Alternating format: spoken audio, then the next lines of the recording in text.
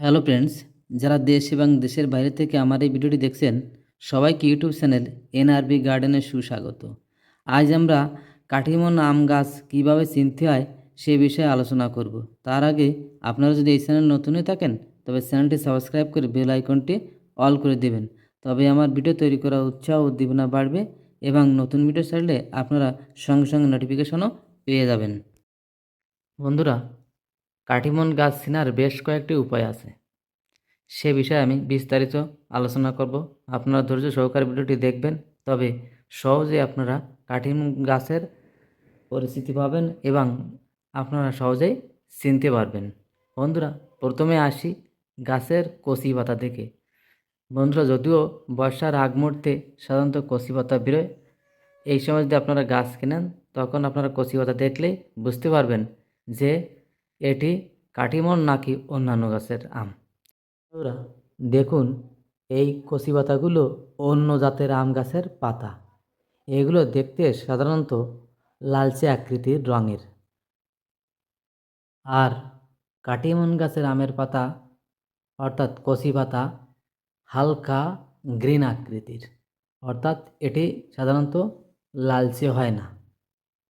বন্ধুরা, এবার আসি বয়স্ক পাতার কালার সম্পর্কে ধারণা। বন্ধুরা, সাধারণত দেখুন এই গাছের পাতাটি অর্থাৎ কাটিমন ছাড়া অন্য গাছের পাতাটির গায়ের রং প্রচুর পরিমাণে সবুজ আকৃতি অর্থাৎ গাঢ় সবুজ আকৃতির হয়ে থাকে।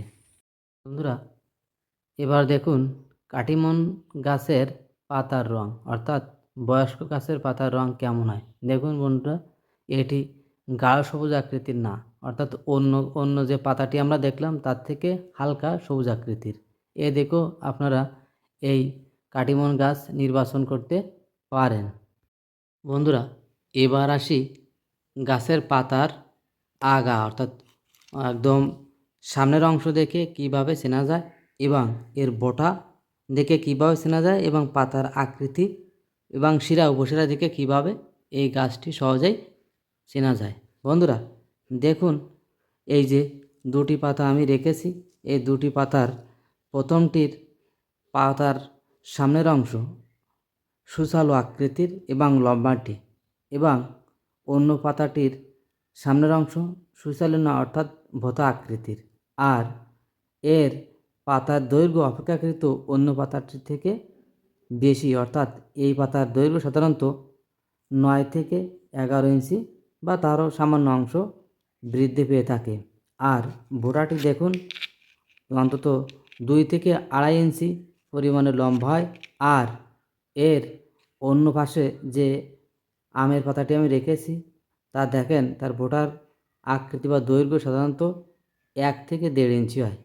আর এর পাতার শিরাগুলো সাধারণত ঘন আকৃতির হয় এই কাঠিমন গাছের আমের পাতার ক্ষেত্রে। আর অন্য গাছের পাতার ক্ষেত্রে দেখুন কিভাবে হালকা হালকা করে শিরাগুলো রয়েছে, অর্থাৎ ফাঁকে ফাঁকে একটু বেশি পরিমাণে আছে। আর কাঠিমন গাছের পাতার ফাঁক একটু ঘন আকৃতি অর্থাৎ শিরার যে পাতার যে লেভেল রয়েছে একটু ঘন আকৃতির হয়ে থাকে। বন্ধুরা, আমি যে দিকগুলো আলোচনা করলাম এই দিকগুলো বিবেচনা করে আপনারা একটি ভালো জাতের সমৃদ্ধশালী গাছ ক্রয় করতে পারবেন এবং ভালো ফসল পাবেন আশা করি।